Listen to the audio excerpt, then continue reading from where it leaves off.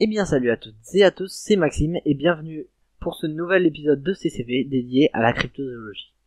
La cryptozoologie, c'est un concept inventé par Bernard Heuvelman, mais le mot nous vient directement du biologiste écossais Ivan T. Sanderson, qui est l'un des pionniers de ce domaine.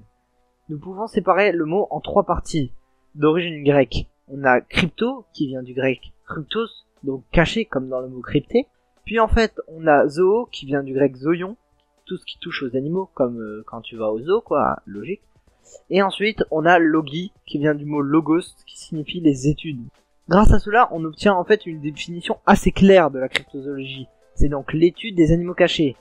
Ce mot ne reste malgré tout qu'un néologisme, c'est-à-dire que c'est un nouveau mot, un mot qui a été créé et qui n'est pas compté dans le dictionnaire, on va dire, qui n'est pas accepté par le dictionnaire.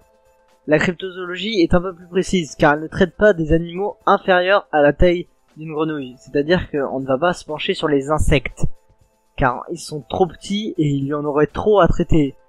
Du coup, la cryptozoologie est définie par le Grand Dictionnaire Terminologique, GDT, comme une science qui tente d'étudier objectivement le cas des animaux seulement connus par des témoignages, des pièces anatomiques ou des photographies de valeur contestable. Car on vient à dire que la cryptozoologie s'apparente davantage à une étude de la mythologie en relation avec la nature qu'à une réelle recherche d'espèces disparues ou encore inconnues. Et c'est là que l'on rencontre le principal problème de la cryptozoologie. C'est que la discipline n'est pas reconnue par l'ensemble de la communauté scientifique.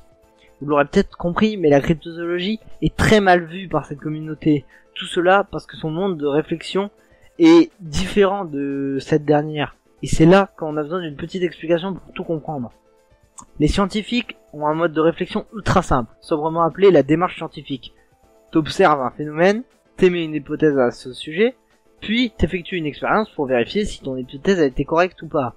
Exemple très simple, quelqu'un voit de l'eau qui bout sur le feu, il va donc dire ah bah tiens, je pense que l'eau bout parce qu'il y a du feu en dessous, et il fait une expérience pour vérifier, il voit que ça bout, donc c'est vrai ce qu'il a dit. Mais la cryptozoologie, ça fonctionne pas comme ça. On va plutôt entendre parler d'un animal, donc dire ah ok cet animal existe, puis ensuite chercher d'autres preuves que l'animal existe.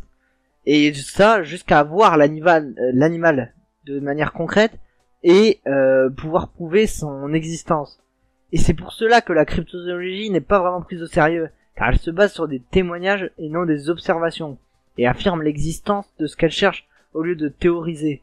Et pourtant, elle réunit plusieurs disciplines scientifiques reconnues telles que l'ethnologie, la zoologie ou la sociologie, car elle doit sans cesse analyser les témoignages qu'elle reçoit. Et c'est le deuxième fléau de la cryptozoologie, les fakes, les canulars et compagnie. Le travail du cryptozoologue se base en fait sur 5 sources d'informations. La tradition indigène, donc peut-être que les scientifiques connaissent pas l'animal, tandis que les gens qui habitent là depuis toujours connaissent cet animal puisqu'ils l'ont déjà vu.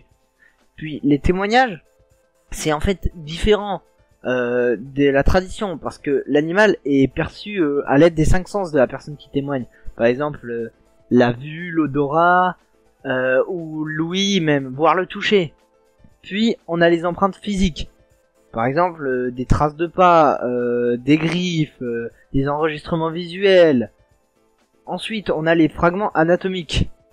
Ça, c'est tout ce que l'animal peut laisser comme traces anatomiques plutôt, par exemple des plumes, des poils, des bouts de dents, des déjections. Puis on a les spécimens complets. Ça c'est des cas très rares parce que sitôt qu'un animal est officiellement découvert, il passe directement dans le domaine d'étude de la zoologie. Mais on peut avoir, et on a déjà eu des cas d'animaux empaillés dont on a dû vérifier l'existence. C'est là qu'on se rend compte d'un problème, c'est que 3 sources d'informations sur 5 sont sensibles au canular et à la bêtise humaine, sont facilement trucables et abusent de la confiance des scientifiques qui travaillent dessus. Mais l'étude des témoignages a été le point de départ de la recherche ayant mené à la découverte d'animaux à la fin du 19e siècle. Par exemple, le gorille des montagnes. Petite précision, on dit gorille et non gorille des montagnes. 19e siècle. Par exemple, le gorille des montagnes était considéré comme une légende en Afrique, jusqu'à ce que des spécimens soient découverts par un officier allemand lors d'une expédition dans la région. Le panda géant aussi a été décrit en 1869 par Armand David grâce au don d'une peau que lui fit un chasseur. Mais personne n'en avait vu avant, ils tous pensaient que c'était une légende.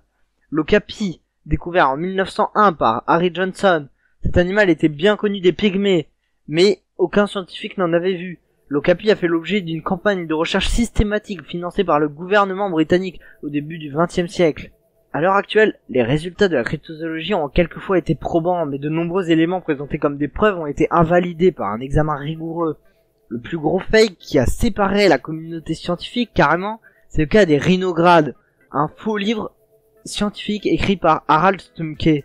Désolé si j'écorche son nom, mais ce mec est un putain de génie. Il a réussi à diviser les scientifiques en écrivant un faux livre avec des fausses planches anatomiques sur des animaux d'une île qui aurait été engloutis par la mer, mais qu'il aurait pu étudier avant que l'île soit engloutie. Des animaux rhinogrades qui vivaient avec leur nez. Je sais pas si vous vous rendez compte. Ils marchaient sur leur nez, ils nageaient grâce à leur nez, ils faisaient tout grâce à leur nez. Et il y en a vraiment des scientifiques qui y ont cru. Ça a vraiment divisé la communauté scientifique. Mais il existe plein d'autres carnivores qui participent tous à décrédibiliser la cryptozoologie. Et c'est ça son problème majeur. La cryptozoologie traite aussi des animaux qui ont disparu, mais que certains disent continuer à voir. Un bon exemple est le pic à bec d'ivoire, un très grand oiseau qui vivait dans le sud des États-Unis et qui a disparu à la fin des années 1940. Depuis, il y a eu des témoignages de gens qui disent l'avoir vu, des films flous et même des enregistrements sonores. Et ça a vraiment divisé la communauté ornithologique. De même, l'Australie rurale se passionne autour de la question du thylacine, un tigre marsupial qui a officiellement disparu en 1929, mais qui serait toujours vivant de nos jours. Pour conclure, on peut dire que la cryptozoologie se repose sur deux idées de base. L'homme n'a pas encore exploité toute la planète et quelques grandes espèces demeurent encore cachées, et tout animal inconnu de la science peut l'être connu des indigènes. Il y a environ 150 dossiers sérieux en cryptozoologie, et pourtant les 2/3 sont des animaux qui n'intéresseraient personne.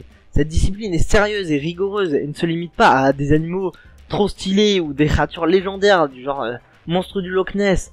Ça va très bien pour des espèces qu'on pense juste disparues ou des espèces carrément nulles. Par exemple, imaginons qu'on ait un rhinocéros miniature.